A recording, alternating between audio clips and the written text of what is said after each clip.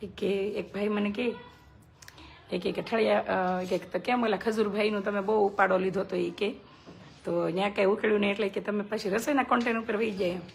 મેં તમારા ઠળિયા વગેરેના ખજૂરની આ અમારી કમ્પેર જ ન હોય, હું પાકી પટલાણી.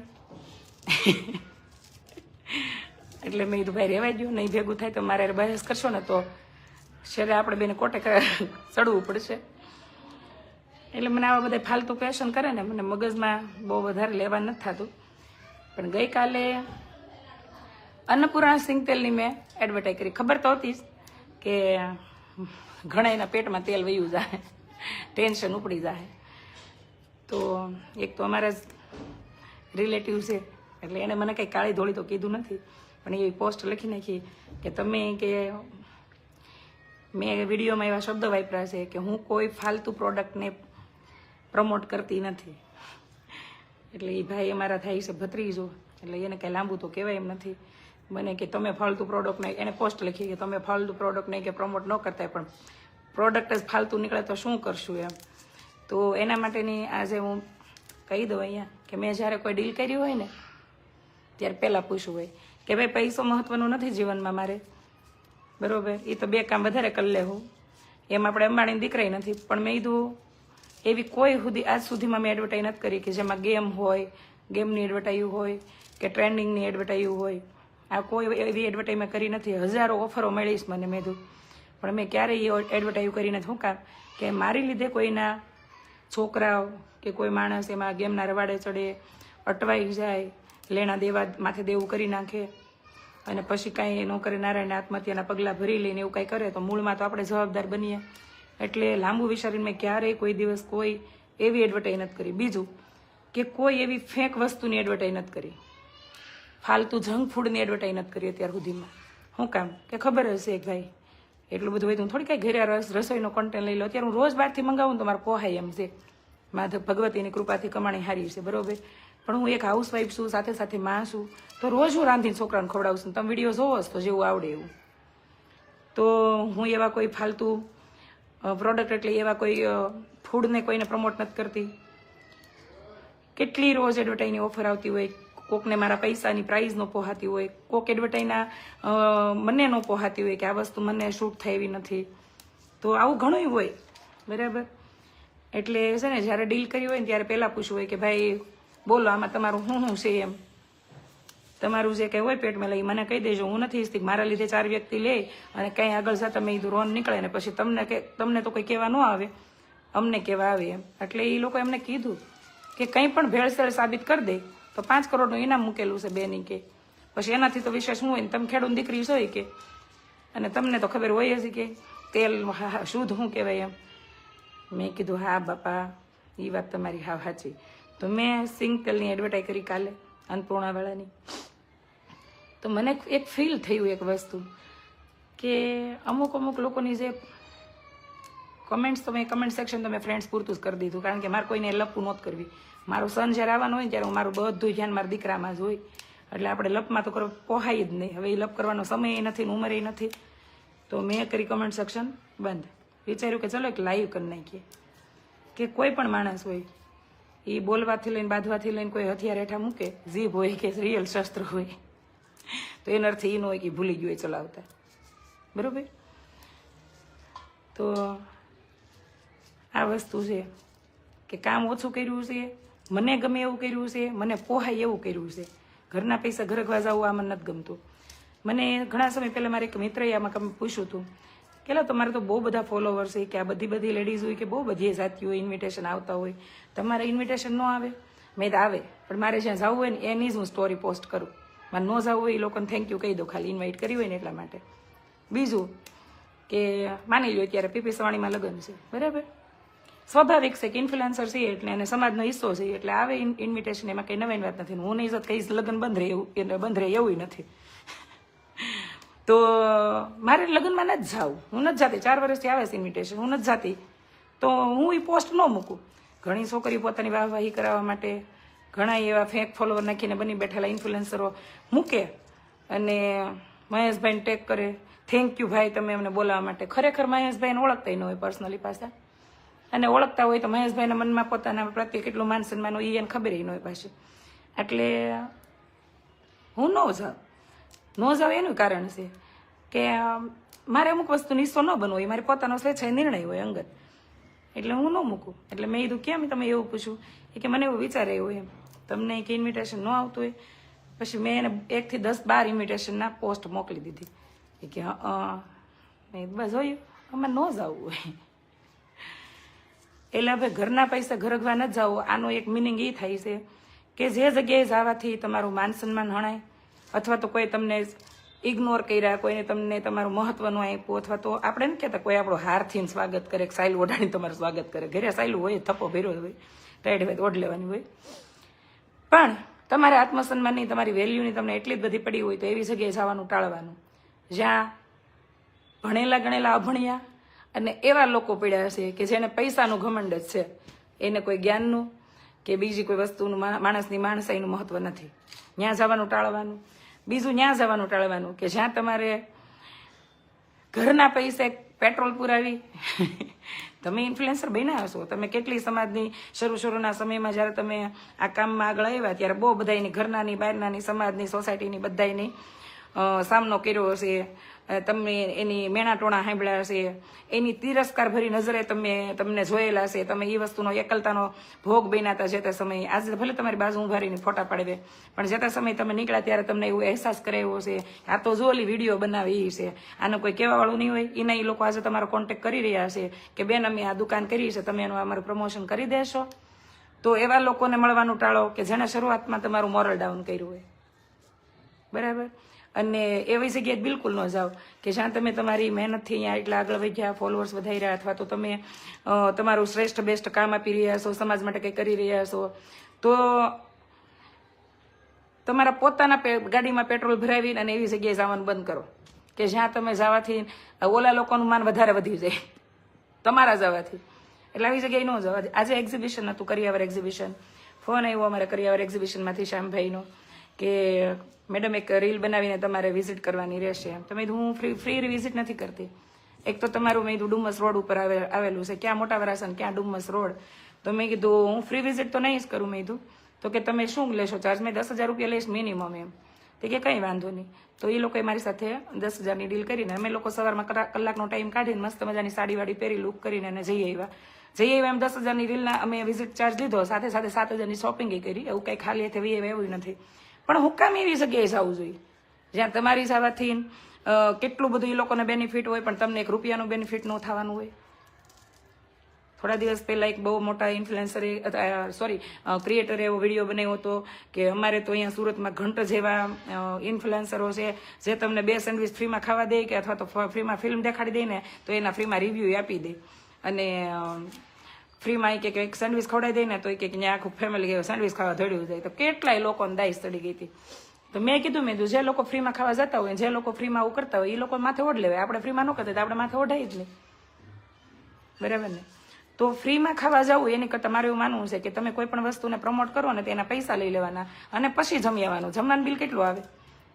1,000 2,000 જેવું ફૂડ હોય એમ વધી વધીને 3,000 4,000 5,000. તમે 10,000 રૂપિયા લો છો તો 5 તો તમારા ઉલટાના બસ છે અને ઉલટાની ઇમેજ સારી થાય કે આ લોકોએ જો કેવું કર્યું એમ. પોતે 10,000 રૂપિયા લઈ લીધા, પછી 5,000નું કંઈ અહીંયા જમીન ગયા. આજે મેં 10,000 રૂપિયા વિઝિટ ચાર્જ લઈ લીધો, 7,000 એમ શોપિંગ કરીને આવ્યા.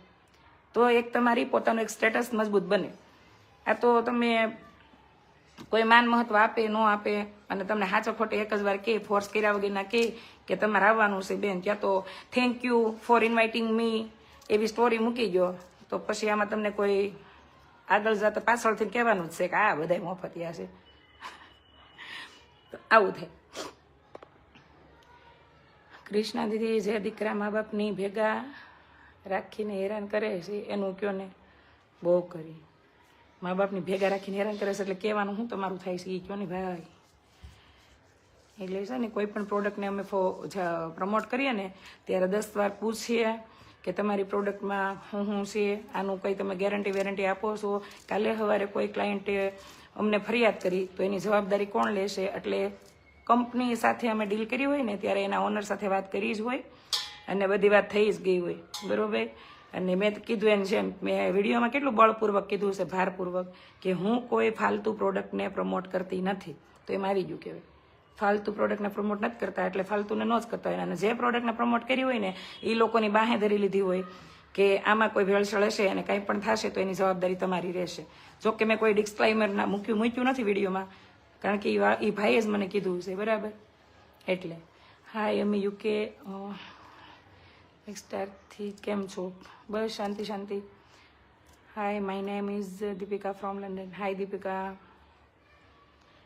એટલે અન્નપૂર્ણા સિંગતેલવાળાની અમે ડીલ કરી, એમાં એક બેનની કમેન્ટ છે કે તમે એકવાર એવું લાઈવમાં કીધું હતું કે અમે નેલ્સને એવું કરાવતા હોય, અમારી હેરસ્ટાઈલ કરે કે મેકઅપ કરે કે નેલ કરે તો અમારે પૈસા આપવાના નથી હોતા, તો તમારે તે તેલના ડબ્બાના પૈસા આપવા નહીં પડ્યા હોય ને બેન, તો ના અમારે તેલના ડબ્બાના પૈસા નથી આપવા પડ્યા. ઉલટાના 5 વર્ષ તેલ લઈ લઈને એટલા પૈસા એ લોકોએ અમે રીલ બનાવવાના લીધા હશે, બરોબર.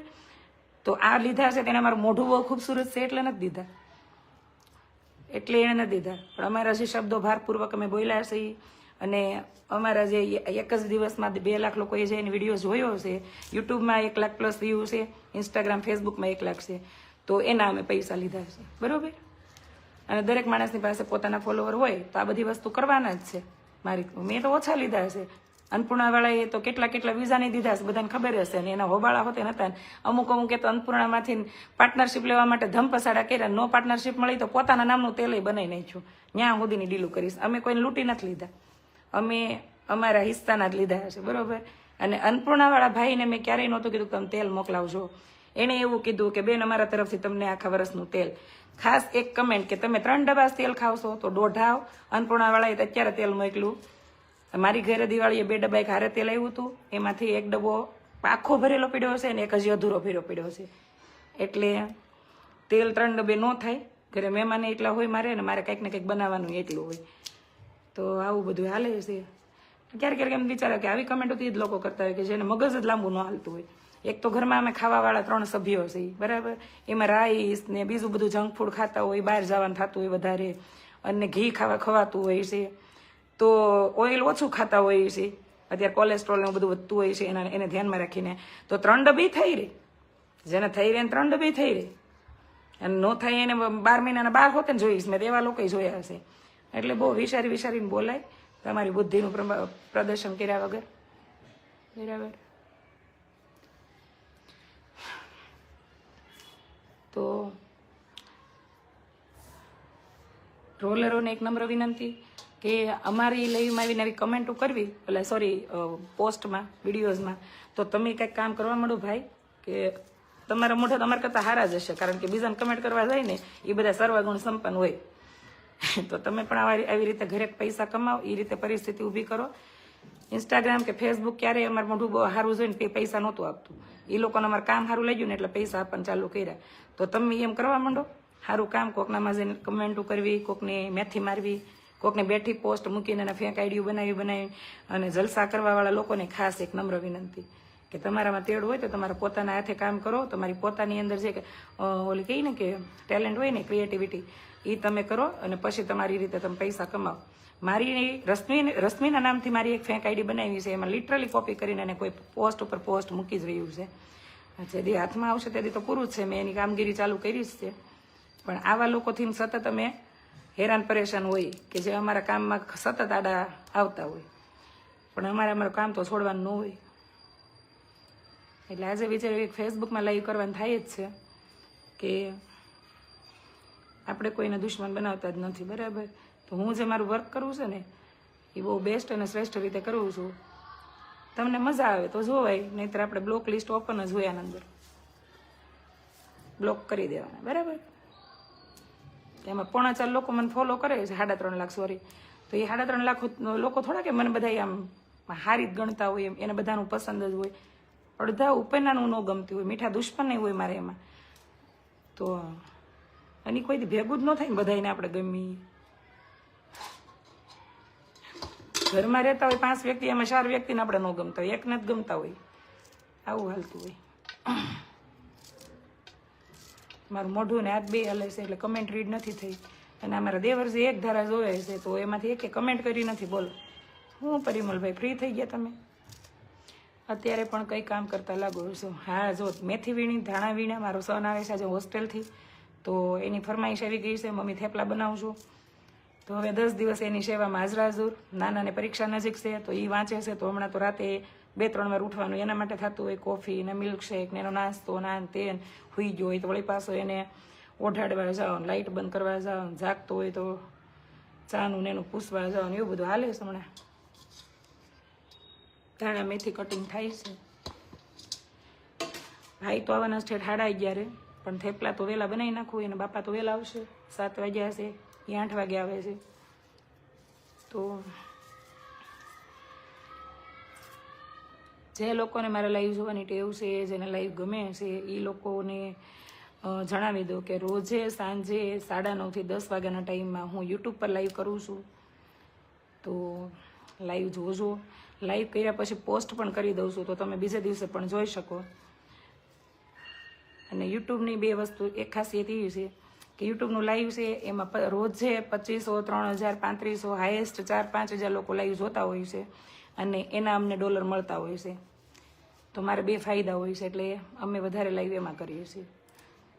તમારું પિયર ક્યાં ગામ છે? પિયર લુવારિયા, પણ અત્યારે પિયરમાં કોઈ છે નહીં, બરોબર. અત્યારે મારે પિયર ને સાસરું જે જોઈએ યાદ છે સુરત. આપણે જ્યાં રહેતા હોઈએ આપણું પિયર. પિયરનું હું બહુ વિચારવાનું યાર. પેલા કે સર્વભૂમિ ગોપાલ કી, હવે ગોપાલ એટલે ભગવાનનું નામ હટાવી દેવું છે. સર્વભૂમિ અમારી જેવા સ્ત્રીઓની, જેને હાહરે આવ્યા પછી કે પિયરથી વળાવ્યા પહેલા સાંભળવું ન પડે, પાર્કે ઘરે જવાનું છે, આ ઘર તારું નથી ને એવું બધું. એટલે સર્વભૂમિ અમારી.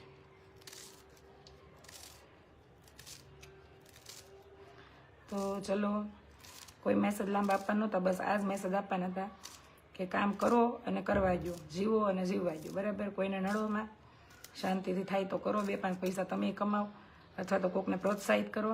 બાકી લાંબી લપન છપ્પનમાં પડોમાં તમને મજા આવે તો અન્નપૂર્ણા તેલ લેવાય, ન મજા આવે તો એ ક્યાં તમને કોઈને હામ દઈશે. એટલે દોઢડીનું ન થવાય ટૂંકમાં, બરોબર. સારું, ચલો, જય માતાજી. હવે પાછું લાઈવ કરવાનું છે રાતના યુટ્યુબ પર 9:30 થી 10 વાગ્યાના ટાઈમમાં. તો આવી જજો જોવા, મજા આવે તો. મારું વર્ક થઈ ગયું, હવે લોટ બાંધી નાખું. તમે કરો છો એ ગ્રેટ જ છે, ખાસ કરી લેડીઝ માટે જે ઘરનું કામ કરે છે. ઘરમાં કામ કરતાં કરતાં તમે આ બધું મેનેજ કરો છો. રિયલી તમે દરેક હાઉસવાઈફ માટે પ્રેરણા બનો છો, એટલે કરતા રહો. થેન્ક યુ માનસી. હા, એક દિવસ તો હું ને મારા હસબન્ડ બે જ ચર્ચા કરતા હતા. મેં કીધું તમે એમ કહો મને ઠાક લાગ્યો, મેં તમને નહીં લાગતો હોય? મેં કીધું સતત મેં કીધું વિચારવાનું, શૂટ કરવાનું, એડિટિંગ કરવાનું, પોસ્ટ કરવાનું, હેશટેગ મારવાના એના, પછી કોઈ ક્લેમ લાગ્યો છે કે નથી લાગ્યો, કોઈ સ્ટ્રાઇક વાઇક નથી મારીને, આ બધું સતત ચેક કરતું રહેવાનું, ટાઈમ ટુ ટાઈમ લાઈવ કરવાનું, દરેક એક્ટિવિટી તમારે કરવાની, પોસ્ટ, વિડીયોઝ, સ્ટેટસ સ્ટોરીઝ. અમને સ્ટોરીના પૈસા મળે છે, તો કલાકે ને 2 કલાકે ટાઈમ મળે ને યાદ આવે એટલે સ્ટોરીઝ પોસ્ટ કરતા હોય. તો આ બધું કરવું નહીં, તમે કરો એ હાર્ડવર્ક છે, અમે કરીએ ને એ સ્માર્ટ વર્ક છે. એટલે મગજથી કામ કરવાનું, તો મગજ થાકે. સતત વિચારવાનું કે આજે હું કોન્ટેન્ટ કરવું, આજે આપણે કોન્ટેન્ટ ચેન્જ કર્યો એટલે કે રસોઈના વિડીયો બનાવીશું, તો આજે હું રસોઈ બનાવી. હું તો કોઈ પ્રોફેશનલી વર્ક કરતી નથી, મને એ બધી બહુ પ્રોફેશનલ લેંગ્વેજ નથી આવડતી બોલતા તે, તો હું મારી રીતે રસોઈ બનાવતી હોય. ઘણા લોકોને સમજમાં નહીં આવતી હોય મારી લેંગ્વેજ આતે, કારણ કે કાઠિયાવાડી તળપદી ટોન્ટ હોય છે મારા. તો બેસ્ટ આપવાની કોશિશ કરતા હોઈએ છીએ. હાઉસવાઈફ છું તો ઘરનું કામ કરતી હોઉં છું, સામાજિક વ્યવહારો સાચવતી હોઉં છું, છોકરાઓના ભણતર ઉપર ધ્યાન દેતી હોઈશું. તો એક લેડીઝ થાકે, એને મગજ હોય, જીવ હોય, શરીર હોય, થાકે. ખાસ વજન વધે એટલે વધારે થાકે. તો મેં કીધું નવાઈ નથી કરતા, આપણે સંસારી સ્ત્રી પુરુષો છે ને, આ કામ આપણી જવાબદારી છે અને કરવું પડે એમ જ છે પાછું જવાબદારી સાથે, બરોબર. જે લોકો સોનાની ચમચી અને સોનાની થાળીમાં ખાવાનું લઈને મોટા થયા છે એ લોકોને વાંધો નથી, પણ જે લોકોને ખબર જ છે કે હાથ કમાણી સિવાય એને કામ કર્યા વગર છૂટકો જ નથી, એને કરવાનું જ છે. તો હવે એ જીવનનો રોજનો ભાગ છે, એટલે ઠાકવાનું નામ નથી લેવાનું મહાણે હોય ત્યાં સુધી. મને કે એમ નથી કહેતો બકા, મેં હું એ જ નથી કહેતી, હું એ જ કહું છું મળો કામ કરવા. અને અમે તો મમ્મી પપ્પા વગરના મોટા થયા નાનપણથી જ કામ કરીએ છીએ, એટલે મારે તો ઠાકવાનો હક જ નથી રહ્યો, એવું થઈ ગયું છે. યસ, 100% બહુ ડિફિકલ્ટ છે, અઘરું છે. ઘરે બેઠા કરવું બી સહેલું નથી. હા, જે લોકો યુટ્યુબ ચેનલ ચલાવે છે બધા ક્યાંક ને ક્યાંક કોઈ ને કોઈ એની યુટ્યુબ ચેનલ છે બીજા હેન્ડલ કરે છે, મેનેજ કરે છે. મારી યુટ્યુબ ચેનલ, ઇન્સ્ટાગ્રામની 2 આઈડી, ફેસબુકનું પેજ, આ બધું હું જ હેન્ડલ કરું છું. બધામાં પોસ્ટ મૂકવી, બધામાં સ્ટેટસ સ્ટોરીઝ ને બધું મૂકવું, એક્ટિવિટી બધી એટલે બધું હું જ કરું છું. શૂટે હું કરું, એડિટિંગે હું કરું વેનમાં, અને પોસ્ટ ને બધું હું જ કરું છું. બરાબર, એટલે મગજ તોય એટલું દોડાવું છું. ચલો, વધી ગયું એટલે તો એ સાચું કીધું છે, પણ હું કરું છું એ અહંકાર કહેવાય. અને આવા અહંકાર પ્રવેશે ને તો ભેગું ન થાય. જે આપણે બહુ આગળ વધવાનું છે ને રળવાનું છે. તો મળીએ નેક્સ્ટ